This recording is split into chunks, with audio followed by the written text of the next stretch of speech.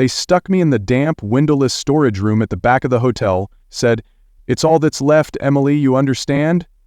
What they didn't know was that my name was on the deed to the whole damn place. The Miramar Hotel, the crown jewel of the coast, wasn't just where we stayed. It was mine. A secret I'd kept for years, waiting to see how far my family's entitlement would stretch before it finally snapped. And this weekend? It did. If you've ever felt invisible in your own family, this story is for you. Every year, my mom, Claire, drags us all into this tradition she calls a family bonding experience. But let's be honest, it's always been more of a social hierarchy contest than a reunion. I'm Emily, 32, single, the so-called black sheep of the family. I'm a graphic designer, or as my sister Sarah once called it, someone who makes pretty things on a laptop. I don't correct her anymore. It's not worth the energy. Sarah is the golden child. Married young, popped out 2 perfect kids, runs some charity board for rich moms, and still gets praised for remembering to bring wine. Me? I get asked if I'm still freelancing, like it's code for unemployed. This year's reunion is being held at the Miramar Hotel, nestled along the coast, with wide verandas, whispering palm trees, and a staff so polished they make you feel like royalty. Well, some of us.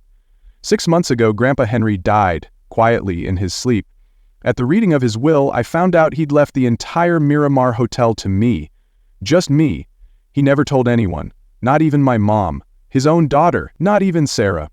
Just a quiet letter, a key, and a request. Don't tell them yet. Watch. Then decide. I honored that. So I showed up to this reunion like a regular guest. Jeans, old sneakers, suitcase with a broken wheel, and no one thought twice. I walked into the lobby just after check-in time. It was late afternoon and golden light spilled through the windows across marble floors. Sarah was already there, surrounded by cousins and aunts, sipping something bubbly and laughing like she belonged on the cover of a travel magazine. As I stepped in, no one noticed. Not until Claire turned around, frowned, and said, "Emily, didn't expect you to make it this year." I forced a polite smile. Wouldn't miss it. My brother-in-law, Mike, gave me a once-over and smirked. "Design gig's been slow, huh?" I smiled tighter. He had no idea my agency just signed with a Fortune 500 brand last week. But I didn't come to boast. I came to see. Then came room assignments. Claire had them printed and color-coded, of course she did. Sarah and Mike got the presidential suite, top floor, balcony facing the ocean, king-sized bed with a canopy. "You deserve it," Mom gushed, like they'd won an award. My parents got a junior suite on the same floor. My cousins were spread through the deluxe rooms. Then Mom turned to me, almost like it was an afterthought. "Emily, room 18, ground floor." I knew that room. It was tucked behind the elevators, across from the laundry chute.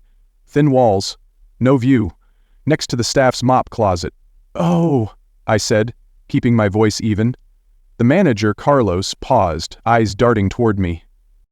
He knows I own the place. We'd met quietly 2 weeks ago to go over final arrangements. I'd asked him not to say anything yet. Claire cut him off anyway. "Emily's not fussy, she's fine with simple." A few cousins glanced at me, some with mild pity, others with that smug little smile people wear when they think you're used to less. I turned to Carlos and said, calmly, "Room 18 is just fine." He hesitated, then nodded. "Of course, Ms. Emily. Let us know if you need anything." Sarah looked at me like he was just being nice. But deep down, I saw the confusion flicker in her eyes. And so, there I was, the invisible one again.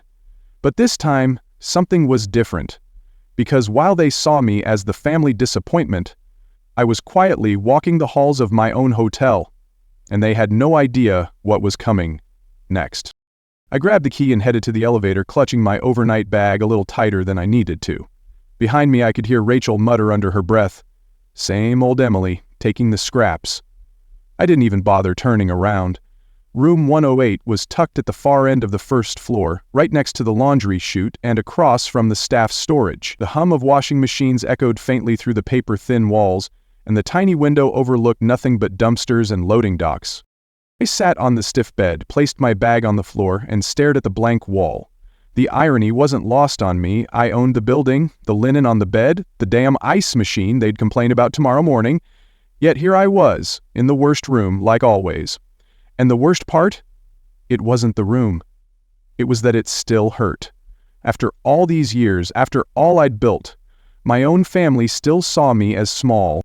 That night the family dinner was held in the hotel's rooftop restaurant, the kind with a soft piano playing and servers who remembered your name. My family had taken the long banquet table in the center of the room, laughing over glasses of red and clinking silverware. My name card was set at the end, half hidden behind a thick marble pillar. It felt intentional. The others ordered confidently, lobster tail, dry-aged steak, oysters on ice. I asked for the grilled vegetable salad, my appetite already gone. Tom raised a brow across the table. "Can't afford more, Emily?" he asked, not unkindly, but with just enough edge to bruise. "Salad's fine," I replied, smiling tightly. The conversation turned to Sarah, as always. "Our Sarah's on fire lately," Claire gushed.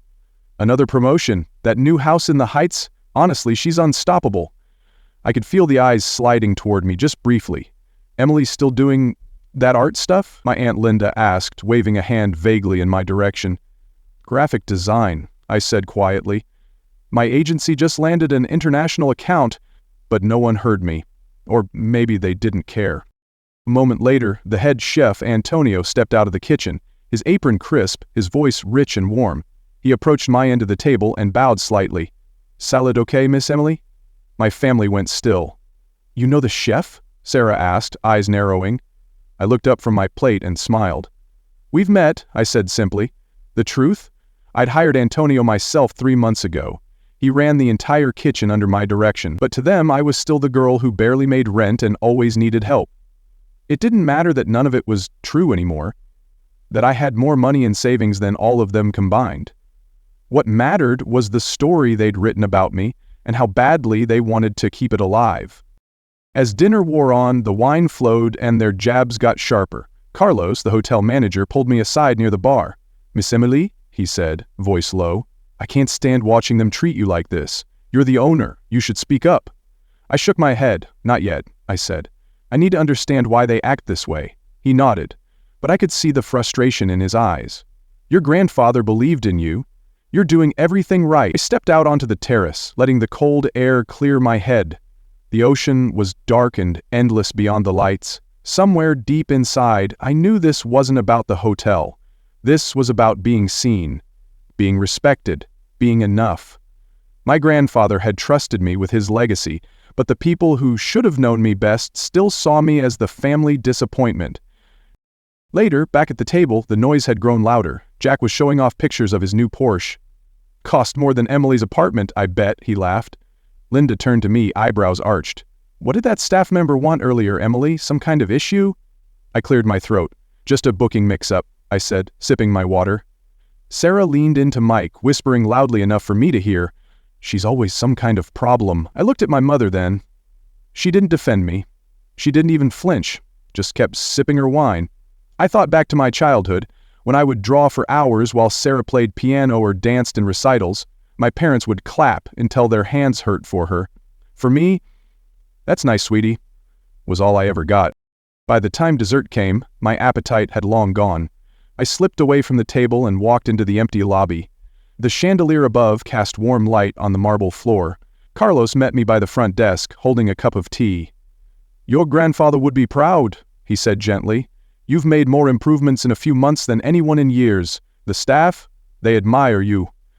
I looked at him, my eyes tired. Sometimes I wonder if he was wrong about me. Carlos shook his head. "He wasn't.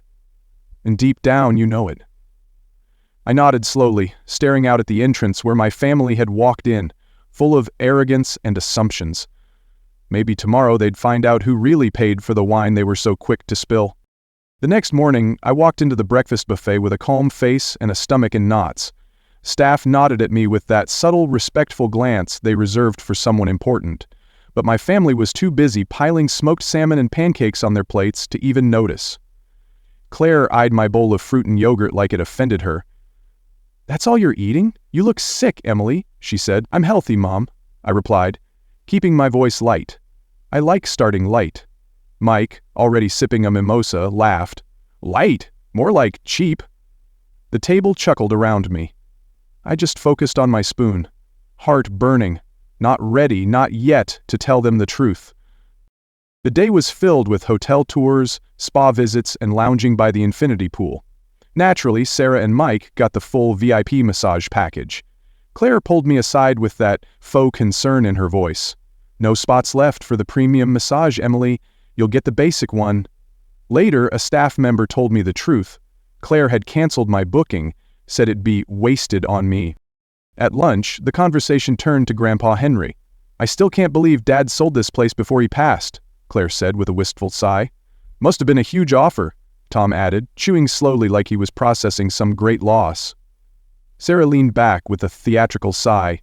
"If it was still ours, we'd be staying here for free, maybe even give Emily a halfway decent room for once." I nearly choked on my sparkling water. If only they knew. That afternoon, while they were off on a yacht tour, I slipped into Henry's old office, my office.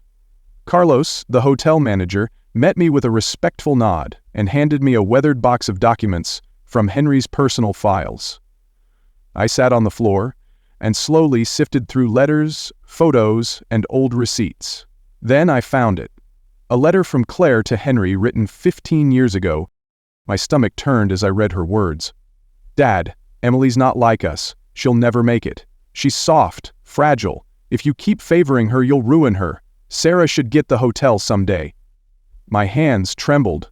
Another letter followed, full of the same cold manipulation, the same insistent idea that I was less. Then I found a note from Henry, never sent, addressed to my mother. "Isabel, it breaks my heart to see how you treat Emily. She has a strength none of you see. One day, you'll regret this." I barely had time to breathe when Rachel walked in. "What are you doing in here?" she asked, suspicious eyes glancing at the papers in my lap. Before I could answer, Carlos stepped in smoothly. "She's reviewing hotel activity, owner's access." Rachel narrowed her eyes. "They don't let us in here. Why you?" I looked her straight in the eye. "Maybe I'm not as useless as you all think." She stared for a moment longer, then muttered, "You were always Henry's favorite. We all knew it as she left." I knew the clock was ticking. My secret wouldn't stay buried much longer. That night was the gala dinner, held in the grand ballroom draped in white and gold. I walked in wearing a black dress I designed myself, sleek and quiet power stitched into every seam. Claire barely looked up. "Finally, Emily, we were about to start without you." My seat, of course, was tucked beside the service entrance. Mike, already half drunk, leaned back and said, "I'm thinking of buying some coastal property. Could see myself owning a hotel like this one day." Sarah beamed with pride. "My husband's got vision. Unlike some people who doodle for a living," Tom raised his glass. "To Sarah and Mike, our pride and joy." I kept my hands in my lap. Rachel couldn't stop watching me.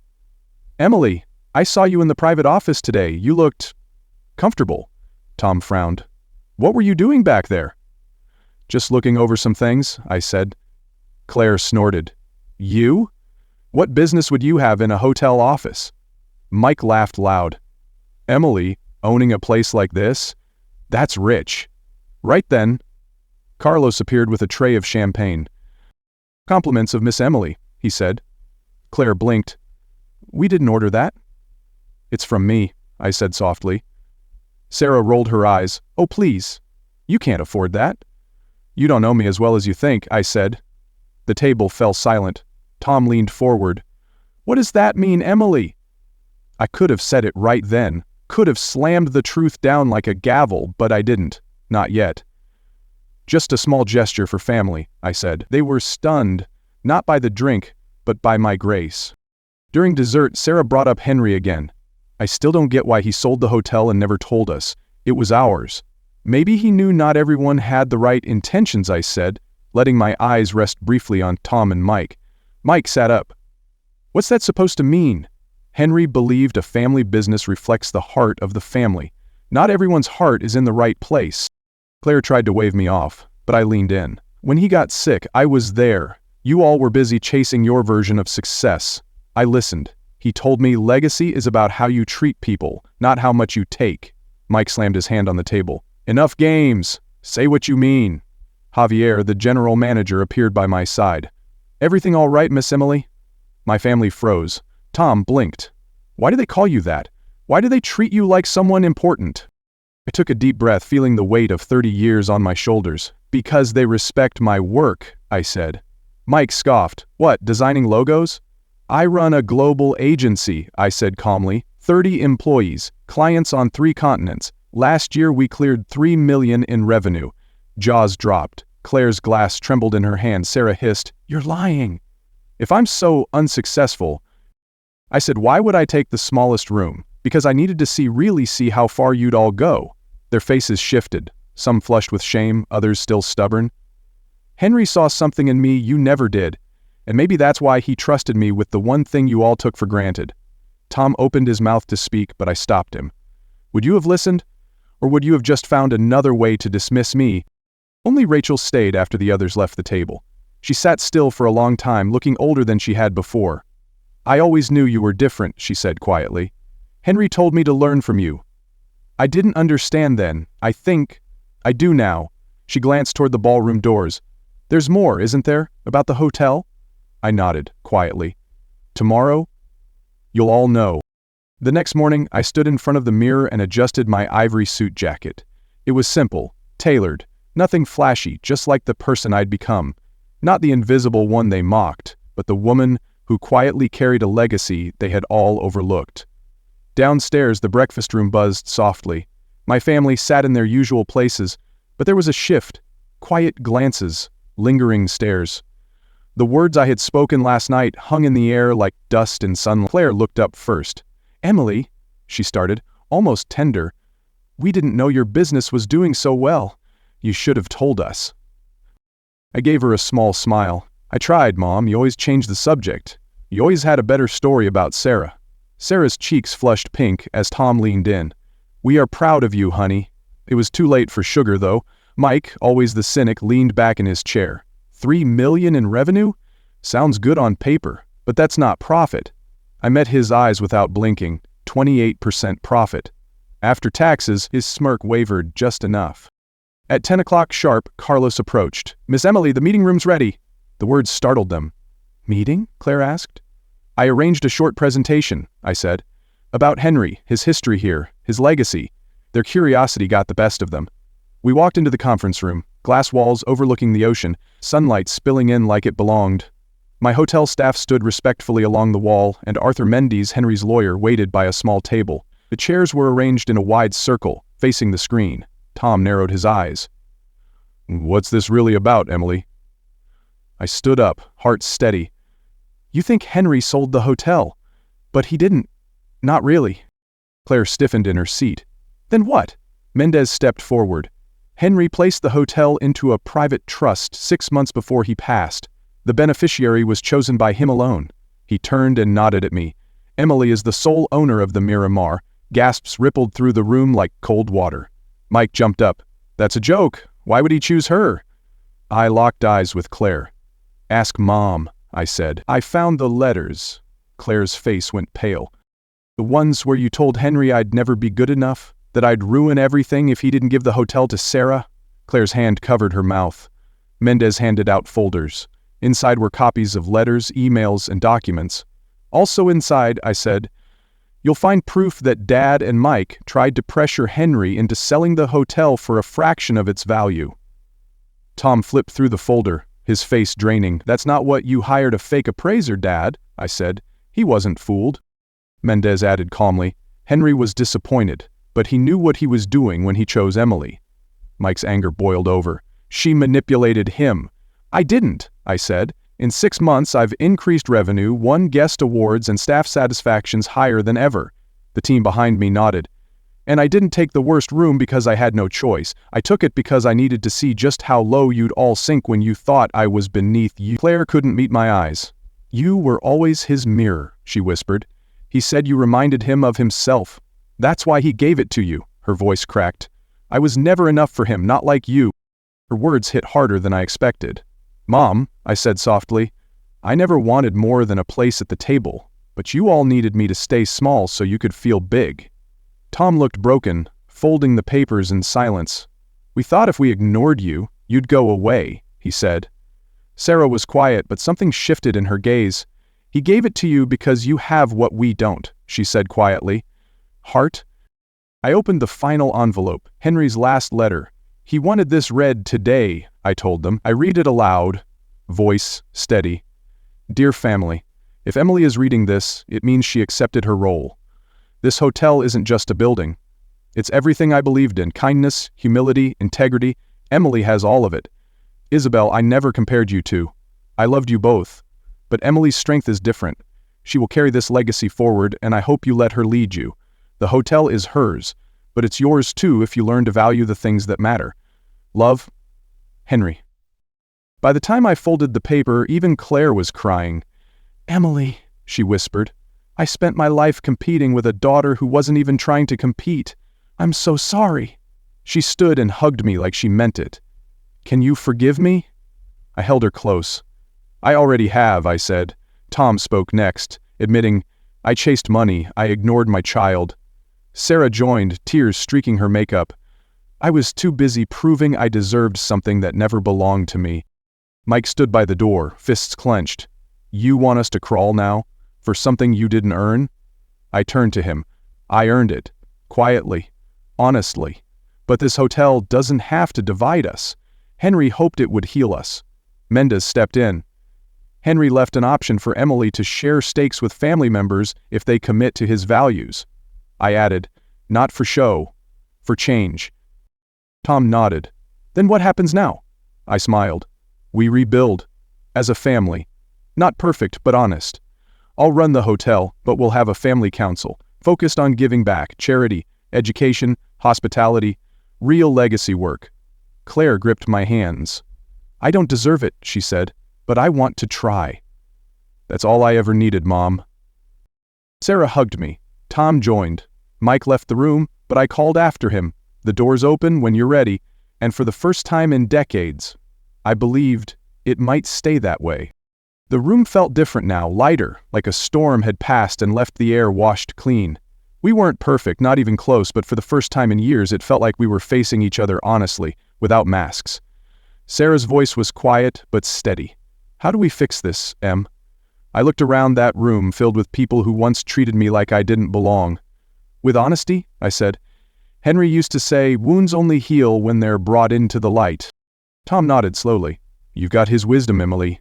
Mendez gave me a look, a little proud, a little relieved, and told me Henry's old diaries were still in the office, mine now. When the lawyers and staff stepped out, it was just family again. Claire looked at me with a softness I hadn't seen since I was a little girl. I never asked about your business, she admitted. I never thought to. And yet you built all this. You're amazing. I smiled, not to gloat but from somewhere deep. Maybe one day I can show you, I said. Her smile back was real this time. No sarcasm, no competition. Sarah looked around and said, so? Maybe we try to enjoy what's left of this weekend? Start fresh. I raised an eyebrow and grinned. Only if I move to the owner's suite. That got a laugh, even from Tom. He asked, a little hesitant, and Mike? I shrugged. He'll needs time. He'll come around. Or, he won't. But the door's open. That night I stood on the balcony of the main suite, barefoot, with a breeze from the sea tugging gently at the sleeves of my robe. The coastline shimmered under the moonlight. I closed my eyes and whispered, you were right, Henry. It was never about revenge. It was about giving them space to change. I could almost hear his voice again, that slow, thoughtful tone he had when sharing his truths. A hotel's like a family, Emily. Every room's different. Every guest carries something with them. You don't judge them for it. You just make them feel seen. For the first time in my life, I believed we might be that kind of family. Broken, messy, complicated but capable of more, of rebuilding, of choosing better. We'd face the truth even when it hurt. That's the first step, and sometimes the first step is the bravest one. A year passed faster than I thought it would. Miramar bloomed under my care, not just in profits but in soul. We launched scholarships for local kids and added accessible suites for guests with disabilities. We went green, ditched the waste, and built rooftop gardens Henry would have loved. Claire and I met for lunch every Friday. We didn't talk about the past much anymore. We just built something new, one meal at a time. I could tell she was proud, even if she didn't always know how to say it. Sarah left her corporate job and started studying social work. She said it felt more like her helping people, not chasing titles. Tom found his redemption too, running our youth entrepreneur program. He called it Starting Over with Purpose. And Mike? Well, it took 6 months, but one day he showed up not to fight, not to lecture, but to ask if he could help, not for a steak, but for a job. He manages our new expansion site now. He's still intense, but it finally goes somewhere good. In room 108, we turned it into a tiny museum. Henry's photo sits by the door. His final letter, framed in glass, hangs under soft light. Guests often stop to read it. They tell me it feels like something out of a storybook, like he's still here. In a way, he is. Every day I walk through the Miramar, I feel him in the creak of the floorboards, in the scent of the sea carried through open windows, in the way staff greet guests like old friends. I didn't reveal my secret to destroy anyone. I did it to rebuild what was lost, what was real. This hotel was always more than brick and wood. It was Henry's heart. Now it's mine too. We updated the hotel sign not long ago. Right beneath the Miramar in soft gold letters it reads, "We build bridges, not walls. Homes, not rooms." That's the truth Henry lived by. And now, so do I. Stories like this, they're not just stories. They're mirrors. They show us what happens when we look away from what matters, and what's possible when we finally face it. If this story moved you, if it made you think of your own family, your own healing, then you're exactly who we made it for. Stick around, we've got more to share. Thanks for watching, and take care of your people. If this story stirred something in you, if it made you pause and reflect on what really matters in a family, then you're not alone. Stories like this remind us that being seen, being valued, and being honest are worth more than any inheritance or title. We all have a room 1-8 in our lives, moments we were overlooked, misunderstood, or pushed aside, and maybe, like Emily, we carry more strength than anyone ever gave us credit for. So if this touched your heart, leave us a comment below. Tell us about a time you found your voice, stood your ground, or helped someone else feel seen. We read every word. And if you want more stories that bring truth, healing, and maybe even a little redemption, don't forget to like the video, subscribe to the channel, and ring the bell so you never miss what's next. Because sometimes the biggest legacy isn't a hotel or a name on a plaque, it's the courage to break a cycle and build something better. And that's the lesson Henry left us with. Real legacy isn't what you leave behind in money or property. It's the values you live by, the people you lift up, and the bridges you're brave enough to build.